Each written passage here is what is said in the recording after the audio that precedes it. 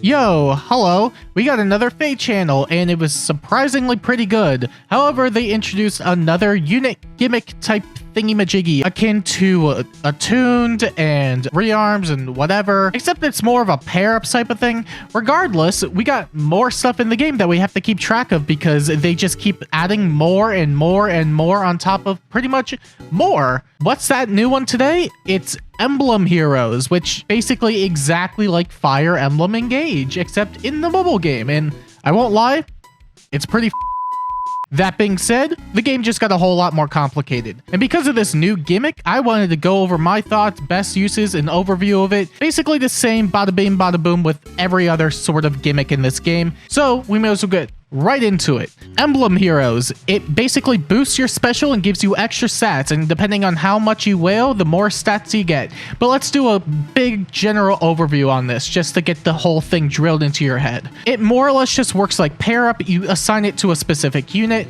they'll get extra stats, and they'll get an additional special effect, depending on the emblem that is equipped. In this instance, we got Marth, and he grants the slaying effect, and he also reduces special damage based on whether or not the unit has the ability to strike twice, aka Brave, whether that's through the weapon itself or through external support. And this can be applied to every single unit that isn't an emblem hero, aka units like Marth. So you want to slap it on the unit that already has slaying, you want to slap it on a ranged flyer because they can get that now.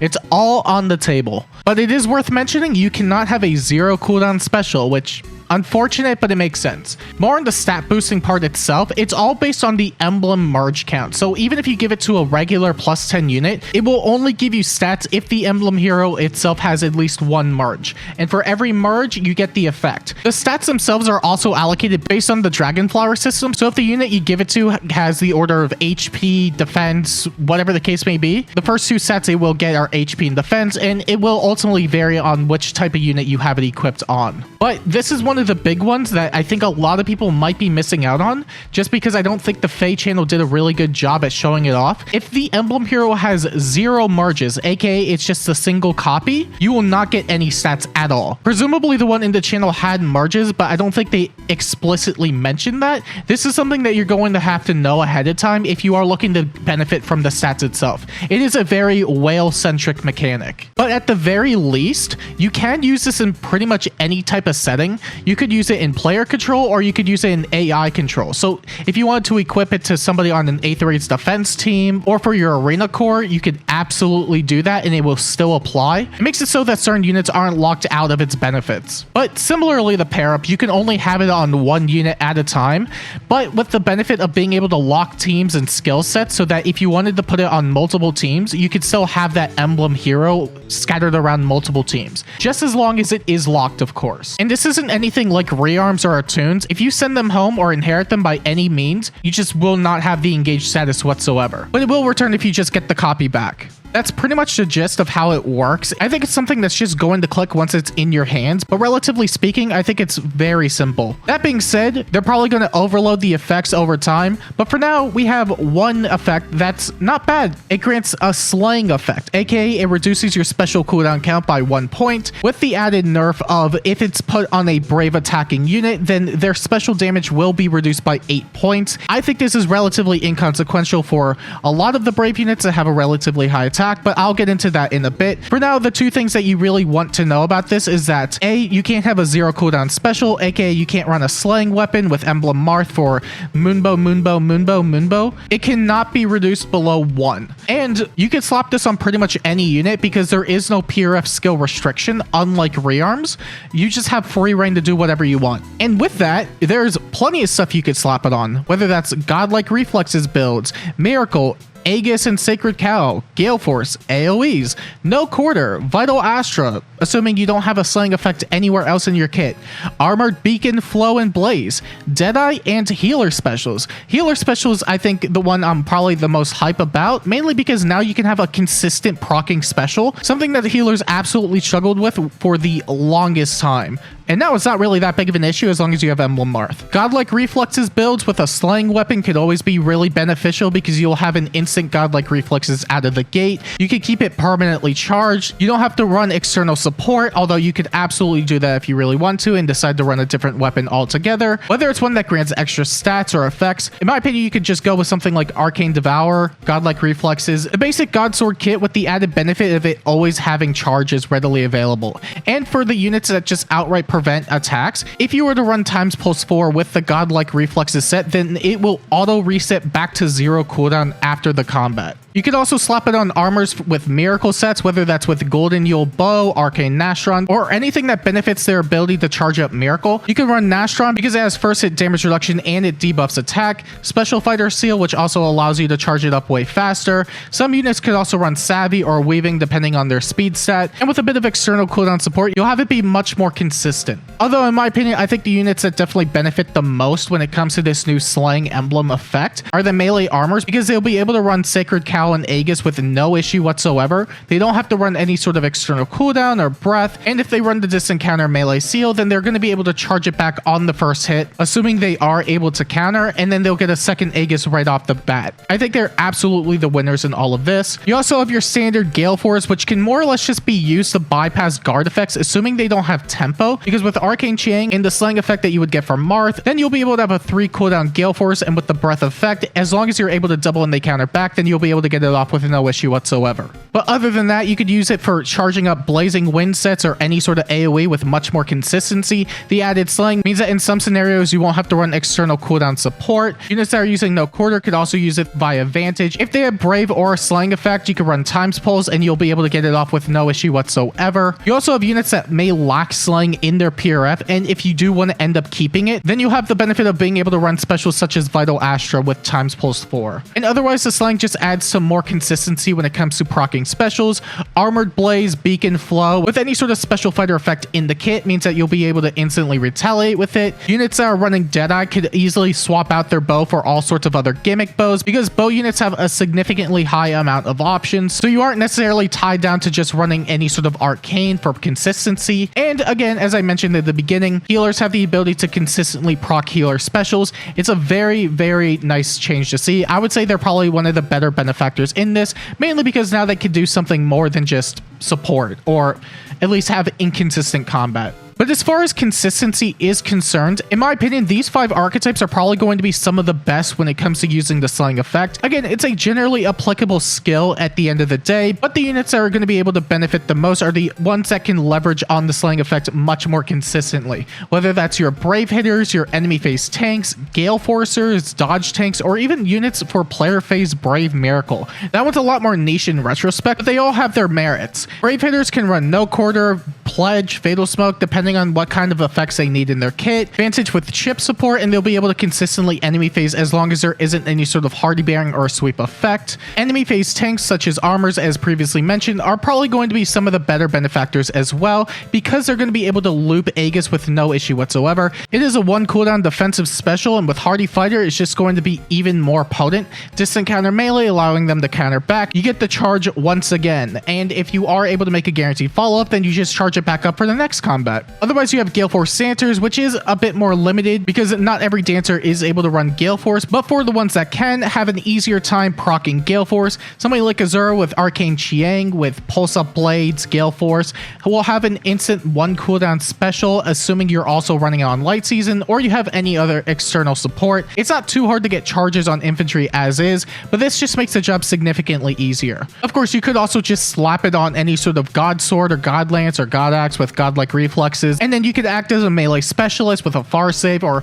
whatever kind of playstyle you want to run with them. The main point being is that you're just going to be running Godlike Reflexes and charging it up and looping it very consistently. And lastly, going on to the Miracle player face set, the general gist of it just ensures that you can initiate combat with relatively low issue. If an enemy is able to counterattack, then assuming you have the ability to charge up Miracle on your first 2 hits, they will not be able to kill you because the Miracle is on the special. And for units that have innate Brave, then the job is going to be significantly easier. But otherwise, it's pretty much just the other recommended skills and weapons on screen that, in my opinion, benefit the most from it. Even some that I neglected to mention, such as Dragonstone and New Sunstone. True damage reduction with slaying means that you have a lot lot more defensive prowess in your hands, whether again it's with miracle or defensive special. Weapons that have breath, desperation, true damage for AoEs, damage reduction, quick and pulse effects. The list just goes on and on and on. And if you haven't caught on with a lot of the other builds already, most of them are running a selection of these 6 skills, mainly because they synergize extremely well or have a much higher ceiling than a lot of other skills that you were running prior.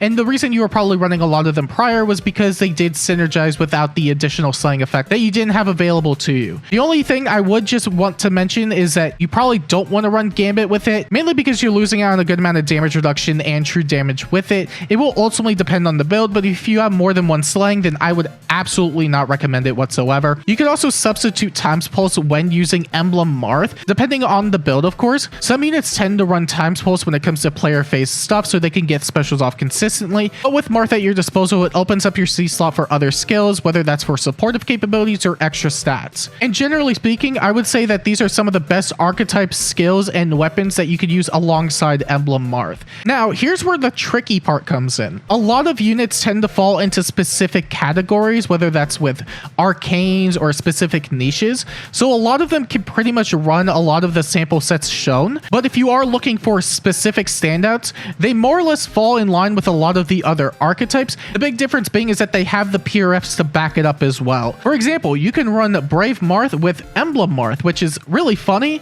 but that means it also allows you to run instant no quarter with Null C Disrupt, which means you'll be able to always counter attack and get piercing. And as long as there isn't any sort of hardy bearing or miracle present, you'll be able to do a significantly high amount of damage with a piercing special. Brave Alm also comes to mind when it comes to units that would probably benefit a lot, mainly because his weapon doesn't come with slaying and it does open his ability to proc specials much more consistently. Even in scenarios where he may not be able to double some units, he'll at least have an instant special to go off of. You also have Mythic Lif, and this set may seem really dumb, but the weapon itself has slaying and grants quick impulse too, which was originally designed for open the future instant special, but with the likes of Veil running around being able to shut it off, I think running an AoE set is probably the next best thing for him, with the added benefit of Assault Troop and Assassin Strike, so that way he could still do a significantly high amount of damage and should be able to secure a kill with Assassin Strike after the fact. You also have Legendary Seliph, who can now proc no quarter consistently in the enemy phase on every second hit, and while he does have a unit attacks twice effect, in my opinion it's not a very consequential effect. A lot of units like Legendary Seliph that I'm going to be recommending will have the unit attacks twice effect, because generally speaking the 8 damage that you don't deal from the special is going to be inconsequential if it means more consistent special proccing, because you'll end up dealing more damage in the process anyway. So in my opinion, give it to Legendary Seliph because he'll be able to get no quarter off on every second hit, and you'll still be doing more damage regardless. You could also give it to Severa with a gimmicky Vantage set. Striving Sword does grant 2 cooldown after every combat, assuming the special does go off, and with the slaying built into it and the slaying effect that you would get from Marth, you could always Vantage with an instant Dragon Fang. You will have to watch out for Scowl effects, but otherwise you could run Fatal Smoke, the weapon has piercing, and you'll be able to do a lot of damage. You could also give it to units that have a really easy time looping godlike reflexes, whether that's Ascended Fur or Ascended Morita. They have the ability to get cooldown after combat, and with double slaying, then they'll always have godlike reflexes at their disposal. That more or less just opens the way for more stat boosters. You could also give it to Summer Edelgard, and maybe you don't necessarily want to give it to Summer Edelgard because she has a really easy time charging her Gale Force as is, but and this is a very big but, you could give her 3 cooldown Gale Force and then run a support that grants additional cooldown after that. So that way she'll always start with 2 cooldown, and getting triple Gale Force is going to be pretty much free at that point. You won't have to worry about guard effects whatsoever. You also have a lot of the other dual phase Brave units that in my opinion would absolutely benefit from it, mainly because they either have the ability to stack up their speed relatively well, or they have a really high attack stat as is. Units like Harkin, Male Shez, and Laszlo are great candidates for it because of their access to no quarter, with the ability to also run breath effects with no issue whatsoever. Harkin and Shez have it built in. Laszlo will have to run it on his C slot, but after that point, their second hit will always be a no quarter, assuming there isn't any sort of tempo or guard effect present. Harkin, in my opinion, probably has the highest ceiling for this performance, mainly because he already has slaying built into the weapon, so with double slaying, he won't have to worry about guard effects whatsoever. Meanwhile, with Shez, he has a much higher speed stat compared to the other two, so if you want to avoid sweep effects that are based on speed, then he's going to be the most consistent. The only thing Lazo has over the other two is just being a demote, but at this point, given how old he is, I would pretty much just recommend going for Harken or Shez because they're a lot more modern and way easier to invest into, in my opinion. But you could absolutely still do it with these three, and they'll be able to perform at a relatively decent level. You also have the Altinas, who are probably some of the next best options too, because not only do they have twin blades for piercing, but Ragnar Lande has distant counter and the breath effect built into it, meaning that on a similar level to Harken, they're going to be able to pierce on their second hit with no issue whatsoever. You also have a bunch of lances you could give it to, whether that's Dimitri so he can instantly retaliate with 3 cooldown specials.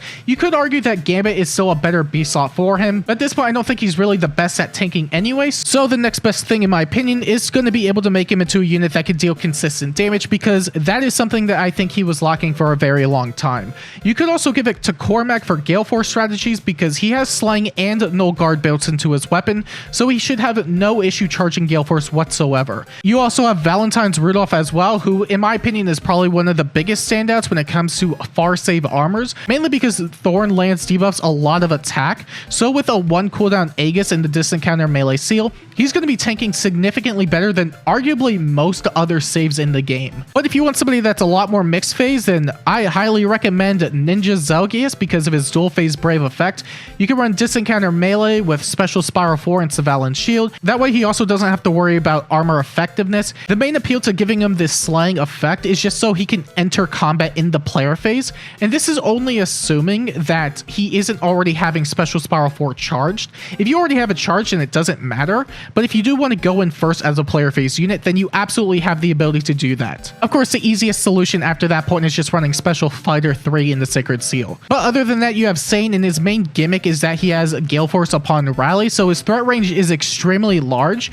The big problem with Jolly Jade Lance though is that it doesn't really have much outside of the cancel effect and the really massive range, so the added slang effect means that he could go in, and assuming you have breath support or cooldown support anywhere laying around, then he'll be able to charge up Gale Force relatively easily, and if he enters a second combat, then he's going to be able to retreat with much more range. You also have units such as Summer Ephraim and Fargus. Summer Ephraim would benefit mainly because he's going to be able to hit harder with a much higher cooldown special, although at this point you may just want to run No Quarter for the piercing. That being said, if it's not something you're worried about, you could just run Ignis with distant counter melee in his base kit, and with the slang effect that you get from Marth, he's going to be able to retaliate with an instant Ignis, which should pretty much deal with most units anyway. And as for Fargus, he is basically a free-to-play 3-ma unit. He has a guaranteed follow-up in Corsair Cleaver with full tempo and slang, so with Infantry Pulse 4 and Quicken Pulse, he can Wings of Mercy in and get an instant Gale Force with no issue whatsoever. And speaking of Gale Force, you gotta mention the Edelgards.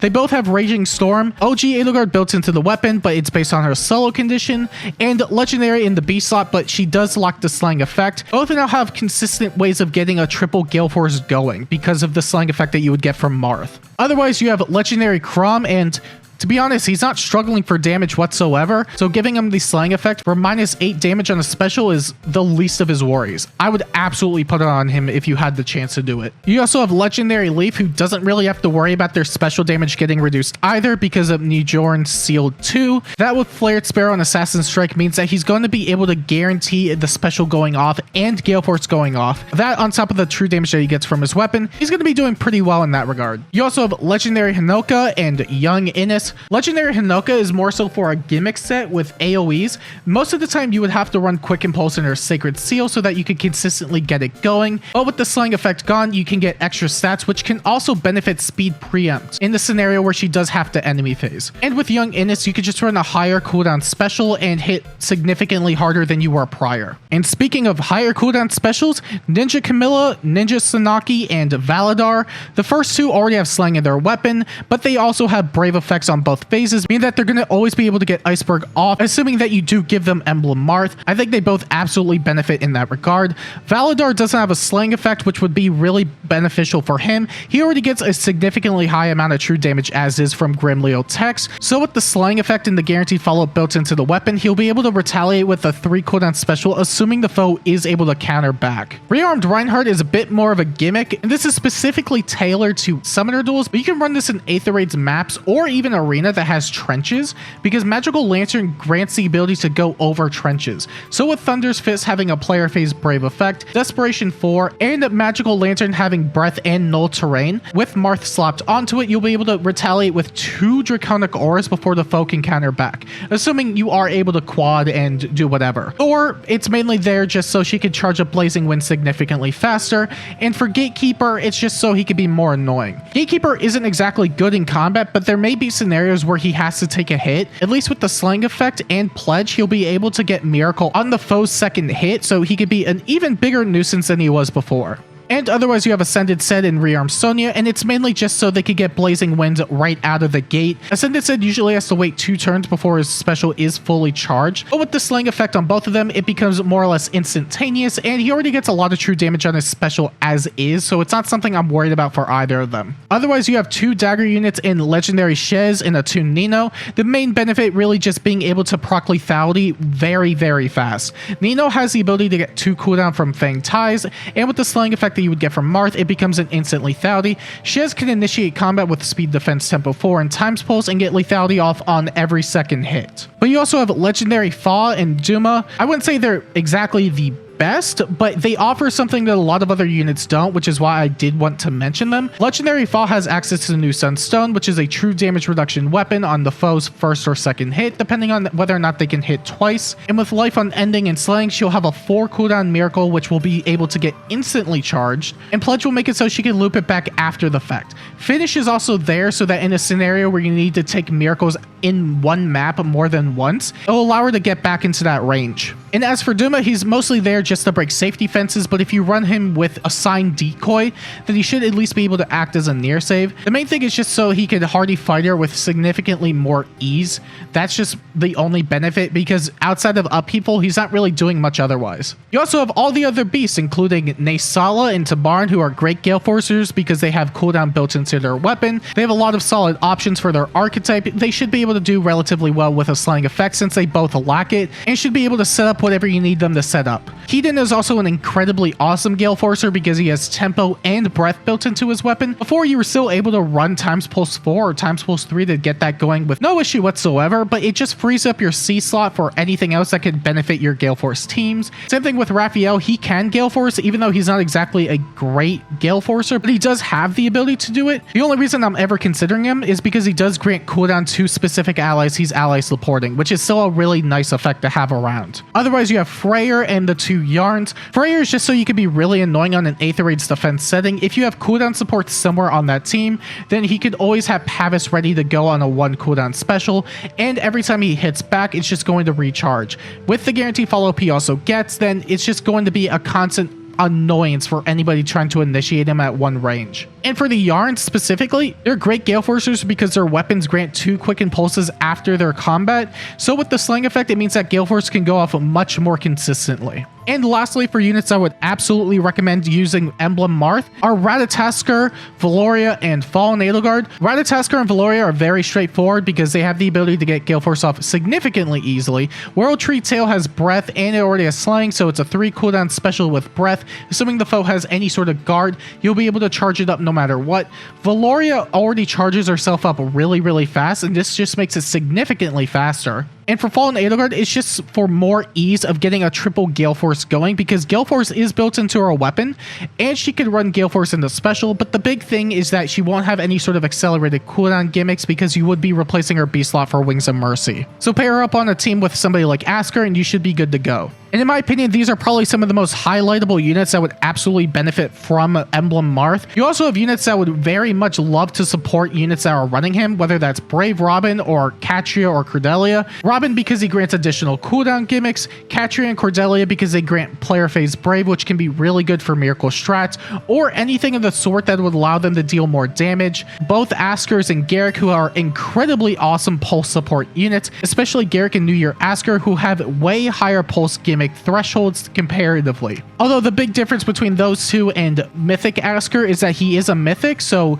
he will be a natural slot in for something like Aether Raids much more consistently. You also have Valoria, who could grant cooldown to units, as well as Mini Minerva and Na, who grant visible breath support, which is really great for units that may otherwise struggle to get effects like that going, whether that's for units like Valencia and Pala, who would absolutely benefit with this, assuming you can run No Quarter and the breath effect with her. This just makes it a lot more consistent. And lastly, you have units such as Legendary Alir and Legendary Camilla, who grant the ability to shred through damage reduction properties. So if you are looking to lower your cooldown for special procs, both of them are going to make sure that you end up dealing a really high amount of damage no matter what. And as far as Emblem Marth and this whole overview is concerned, that's going to be about it. I know there was a lot to digest from the Fade channel, which is exactly why I wanted to make this. And if all of this made sense to you and you end up pulling for Emblem Marth, let me know down below who you plan on giving the slaying effect to. I already know who I want to give it to, but there's so much you could do with this. It's actually really interesting to see where a lot of this is going to go for people. But other than that, if you liked the video, make sure to like and subscribe. And until next time, I'll see you later.